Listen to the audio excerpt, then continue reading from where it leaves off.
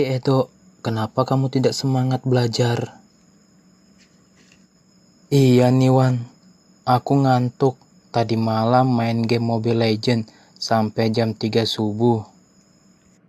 Apa? Kamu main game sampai jam 3 subuh? Pantasan kamu tidak semangat belajarnya. Iya Wan. Kamu tidak boleh seperti itu. Kamu harus mengurangi main game karena kita sudah kelas 6 dan kamu harus rajin belajar untuk mempersiapkan diri masuk ke SMP. Iya Wan, terima kasih telah mengingatkanku. Sama-sama, ayo kita pulang. Ayo. Wan, tadi tugas Pak Teo kita disuruh ngapain? Oh itu, kita disuruh menyimak video dan membaca bacaan tentang organ gerak hewan dan manusia.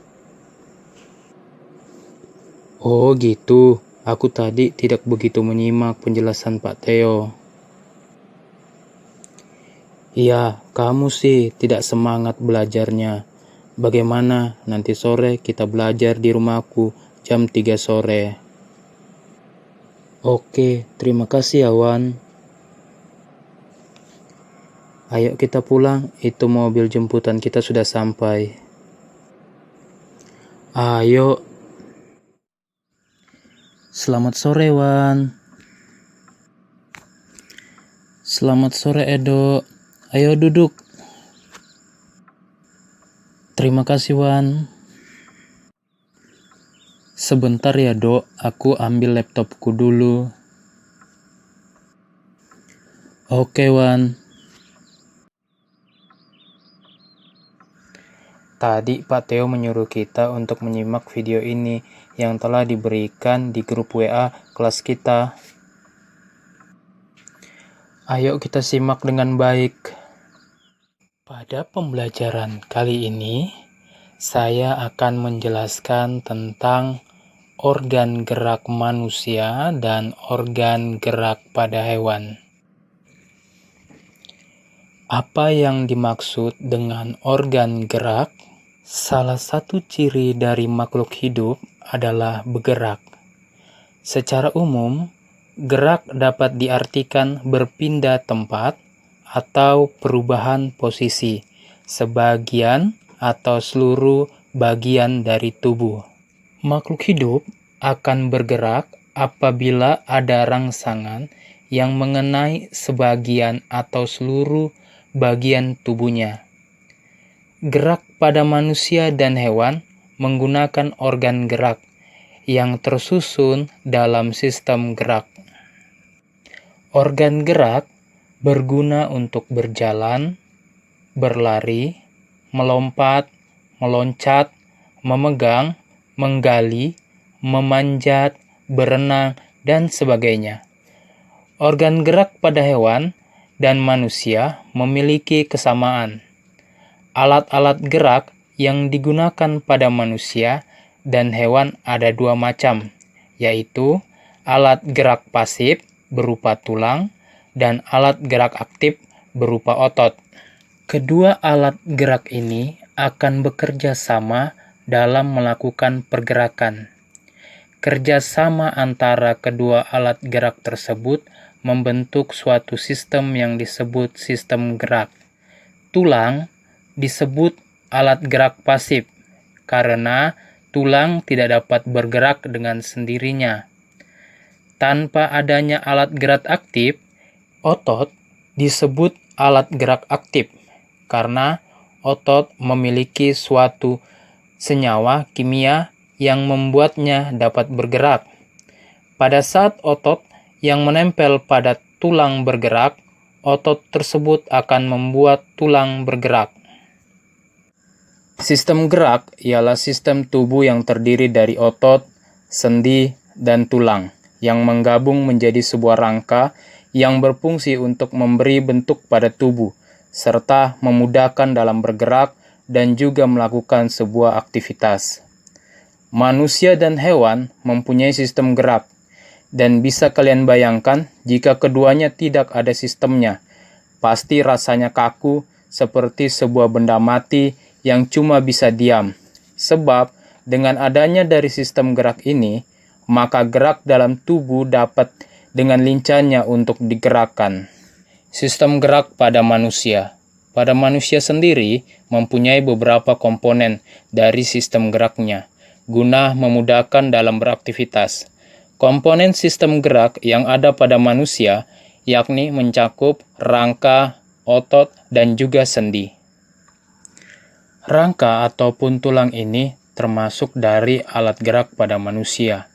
Gerakannya cenderung pasif, sebab rangka digerakkan dari otot dan sendi.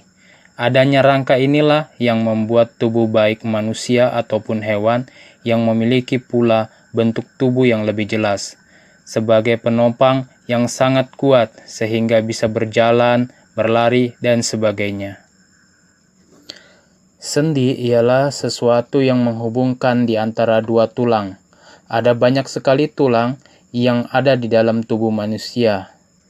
Otot ialah alat gerak aktif guna membantu tulang dalam memudahkan untuk melakukan gerak. Tanpa adanya otot dalam tubuh, maka manusia tidak akan dapat bergerak.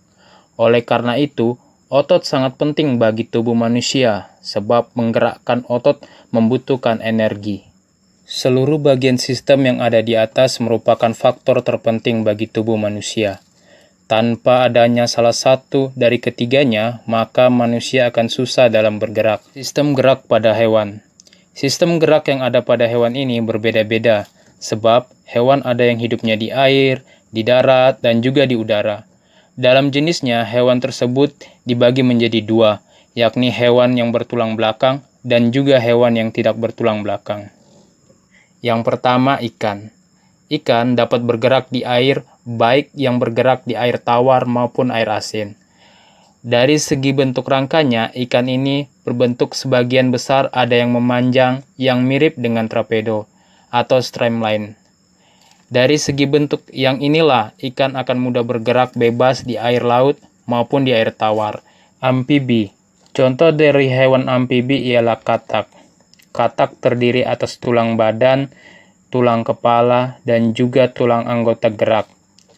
Katak mempunyai sendi yang ada pada lutut, siku, bahu, pergelangan kaki, dan tangannya. Selain itu, bentuk tulang kepala ini berbentuk kecil, tapi paling kuat. Katak mempunyai pula tulang belakang guna untuk menopang tubuhnya. Katak mempunyai kaki belakang yang amat panjang dan juga otot yang solid dan kekar. Kaki katak mempunyai pula selaput yang berfungsi dalam memudahkan berenang. Mamalia. Contoh dari hewan mamalia ini adalah kuda, sapi, banteng, paus, dan lain sebagainya. Hidup mamalia ini ada yang di darat, udara, dan juga air. Karakteristik atau ciri rangkanya mamalia ini mempunyai tulang yang kokoh dan juga kuat guna menopang tubuhnya. Ototnya elastis dan juga kuat yang menghubungkan pada ototnya. Reptil. Hewan yang tergolong dalam kategori reptil ini antara lain adalah kadal, buaya, kura-kura, ular, dan sebagainya. Itulah sistem gerak pada manusia dan hewan. Dengan adanya dari sistem gerak ini, maka kita dapat menggerakkan tubuh secara lincah. Jadi organ gerak itu ada dua ya? Iya dok, organ gerak itu ada dua, yaitu alat gerak aktif dan alat gerak pasif. Alat gerak aktif itu berupa otot, dan alat gerak pasif berupa tulang. Ternyata materi ini sangat menarik ya Wan. Iya dok, sekarang kita baca bacaan tentang organ gerak hewan dan organ gerak pada manusia. Lalu kita kerjakan tugas yang diberikan Pak Theo. Oke Wan. Dok, kayaknya kita sudah selesai nih. Iya Wan, terima kasih ya Wan sudah mengajak aku belajar bersama. Aku jadi semangat untuk belajar lagi. Iya dok, kamu harus mengurangi bermain game dan harus rajin belajar. Oke, aku mau pulang duluan. Sampai jumpa di sekolah besok. Iya dok, hati-hati di jalan, sampai ketemu besok. Iya Wan, selamat sore.